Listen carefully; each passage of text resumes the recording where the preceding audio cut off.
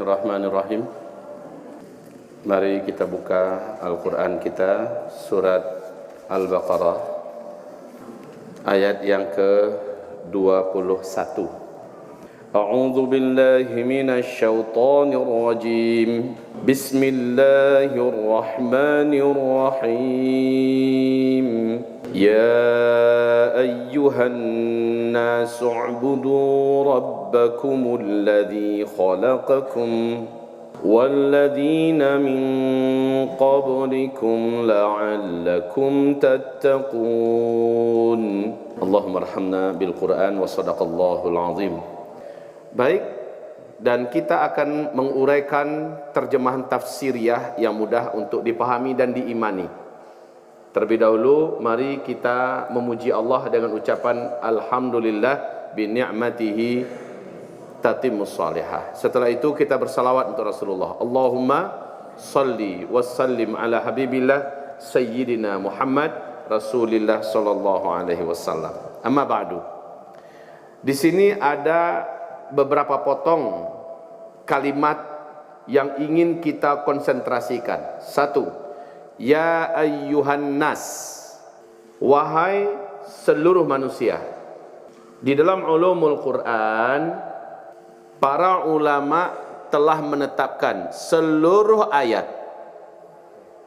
yang terdapat di dalam Al-Quran diawali oleh ya ayyuhan nas, itu adalah ciri ayat yang turunnya di Mekah,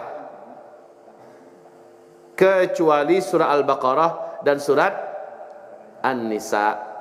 Ada di dua surat ya ayyuhan nas awalnya, contohnya ini ya, padahal dia bukan Makkiyah, dia bukan surat yang turun di Mekah, tapi ini adalah ayat yang terdapat di dalam Al-Baqarah, dan Al-Baqarah turunnya di Madinah. Nah selebihnya ya ayyuhan nas, ya ayyuhan nas, ya ayyuhan nas turunnya di Mekah, kecuali dua surat. Ya ayyuhan nas terdapat dalam surat Al-Baqarah dan An-Nisa, maka dipastikan dia termasuk ayat-ayat yang turun di Madinah.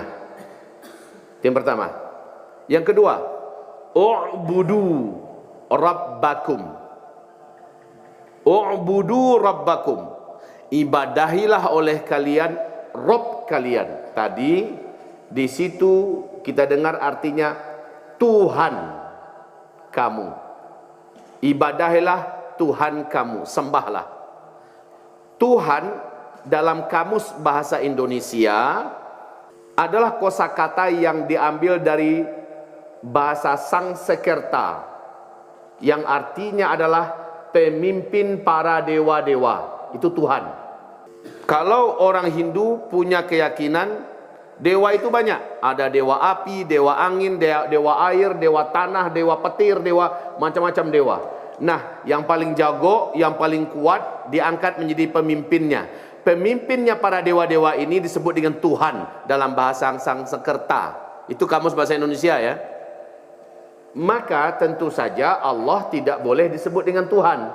Sebab kalau berani kita menyebut Allah dengan Tuhan, berarti kita mengakui Allah salah seorang dewa. Betul tidak? Padahal qul huwallahu, Allah itu cuma ahad. Kalau Allah salah satu dewa, entah dewa apa, dewa petir, Zeus itu ke, ataukah dewa angin, dewa udara, dewa awan, dewa air dan sebagainya, dan itu adalah akidah yang sesat dan batil.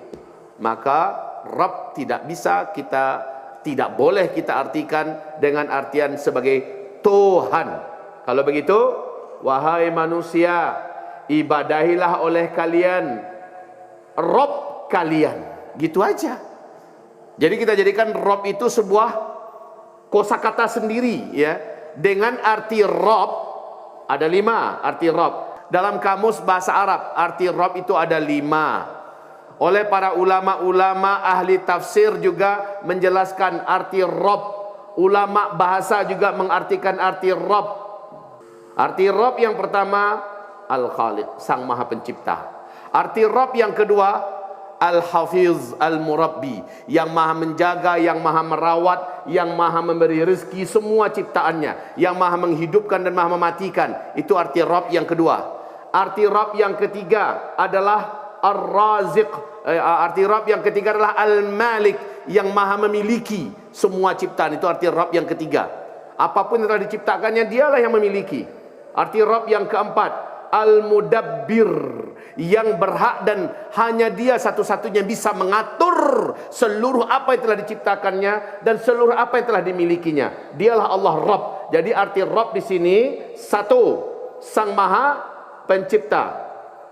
Dua, Sang Maha Penjaga, pemelihara, ya, yang maha memberi rezeki, yang maha menghidupkan, mematikan, yang maha merawat. Itu arti Rabb yang kedua. Arti Rabb yang ketiga, yang maha memiliki semua apa saja yang telah dia ciptakan, yang Allah yang memang merawatnya dan tidak ada selain Allah yang bisa.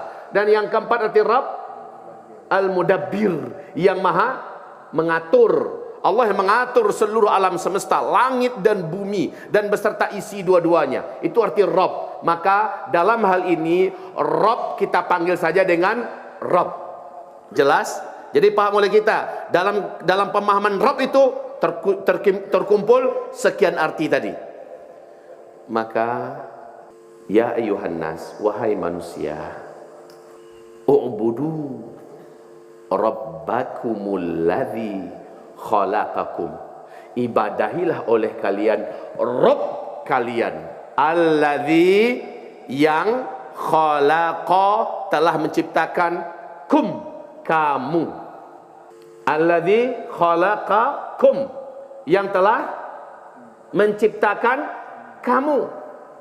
Kamu itu siapa? Kita ini siapa? Manusia. Tapi anehnya lanjutan, walladzina min qablikum, dan orang-orang yang dari sebelum kamu. Coba, siapa itu yang sebelum manusia? Siapa yang sebelum manusia? Awas ya, sekarang sudah banyak para arkeolog menemukan, telah ditemukan sekian juta tahun yang lalu, sekian puluh ribu, ratusan tahun yang lalu, ya. Jadi di sini sembahilah Rabb kalian yang telah menciptakan kalian dan orang-orang yang sebelum kalian. Kita harus jalan dong, akal kita ini mesti jalan. Siapa ya sebelum manusia? Karena ayatnya ada itu. Dijawab oleh Allah di surat Az-Zariyat, surat 51 ayat 56. Wa ma khalaqtul jinna wal insa. Aku tidak menciptakan jin, aku tidak menciptakan manusia, illa, melainkan, liya'buduni, agar mereka semuanya beribadah kepadaku. Jadi jin Allah sebutkan duluan. Wa ma khalaqtu, aku tidak menciptakan jin. Ini tersirat sebuah sejarah paten yang wajib jadi akidah kita, bahwa yang pertama kali Allah ciptakan adalah jin, baru wal insa, baru manusia. Dalil yang lain mana bahwa jin yang diciptakan duluan? Ketika Allah berfirman di surah Al-Baqarah, wa idz qala rabbuka lil malaikah inni ja'ilun fil ardi khalifah. Wa idz, dan ingatlah ketika qala, telah berkata, Rabbuka, Rabbmu, lil malaikah, kepada seluruh para malaikat, inni, sesungguhnya aku, ja'ilun, pasti akan menjadikan, fil ardi, di muka bumi, khalifah, sosok pengganti. Khalifah itu artinya adalah sosok pengganti. Gantiin siapa? Gantiin makhluk sebelumnya yang dapat amanah dan mandat untuk mengisi dunia, memakmurkan dunia, untuk beribadah Allah, mengibadahi Allah di muka bumi ini. Lalu para malaikat berkata, ataj'alu fiha, ya Allah, apakah engkau akan menjadikan di muka bumi man yufsidu fiha, orang yang akan kembali mengulangi sejarah makhluk sebelumnya? Kan begitu kan? Yusfikut dima, mereka akan bunuh-bunuhan di mana-mana, mereka akan bantai-membantai di mana-mana, mereka akan tumpahkan darah di mana-mana. Yusfikut dima, man yufsidu fiha wa yasfikut dima, dan juga membuat kerusakan di mana-mana. Ya Allah, kami tak sanggup melihat engkau dimaksiati. Please ya Allah, tolong jangan lagi ciptakan pengganti apapun untuk mengisi bumi. Itu permohonan para malaikat. Pertanyaan, dari mana malaikat tahu bahwa ada makhluk yang sebelumnya telah membuat kerusakan? Berarti pertanda sebelumnya sudah ada yang mengisi dan mereka adalah jin. Nah, dijelaskan oleh Imam Al-Hafiz Ibnu Katsir di tafsir beliau, tafsir Al-Qur'anil Azim, sebelum manusia diciptakan, yang mengisi bumi adalah bangsa jin. Dan wujud mereka kasar macam kita, tangan yang bisa, yang nampak kaki dan tubuh, ya, dan tangan bisa mengangkat, kaki bisa melangkah, darah bisa tumpah, terkena air basah dan sebagainya. Bangsa jin. Oke ya, di sini terkuaklah rahasia yang sebenarnya orang masih bingung sekarang. Siapa ya sebelum manusia? Siapa? Bingung amat. Dalam Al-Quran Allah tegas mengatakan sebelum manusia mengisi bumi adalah jin. Tugas jin ngapain di muka bumi? Mengibadahi Allah. Gitu ya. Jadi, u'budu rabbakumul ladzi khalaqakum walladzina min qablikum la'allakum tattaqun. Jadi ada dua yang Buya gantung, yaitu u'budu fi'il amar, ibadahilah oleh kamu, dengan la'allakum tattaqun. Ini Buya kaitkan u'budu dengan la'allakum tattaqun. Subhanakallahumma wa bihamdika asyhadu an la ilaha illa anta astaghfiruka wa atubu ilaik walhamdulillahi rabbil alamin. Billahi taufiq wal hidayah. Assalamualaikum warahmatullahi wabarakatuh.